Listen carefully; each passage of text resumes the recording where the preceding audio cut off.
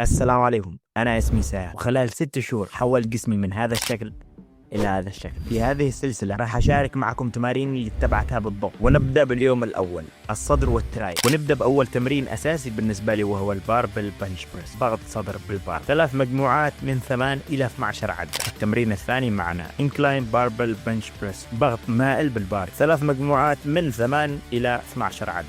والتمرين الثالث معنا دمبل بريس، ضغط دمبل، 3 مجموعات من 8 إلى 12 عدة. والتمرين الرابع معنا الكيبل فلايز، تفتيح بالكابل، تمرين عزم مثالي لعضلة الصدر، 3 مجموعات من 8 إلى 12 عدة. وننتقل إلى تمرين التراي، ونبدأ بأول تمرين وهو سكول كراشز، سحق الجمجمة، وهذا التمرين الأساسي 3 مجموعات من 8 إلى 12 عدة. التمرين الثاني الترايسبس وهو ترايسبس بوش داونز، الدفع بالكابل، 3 مجموعات من 8 إلى 12 عدة. التمرين الأخير معنا اليوم كيبل اوفر هيد اكستنشن، اللي هو تمديد فوق الرأس بالكابل.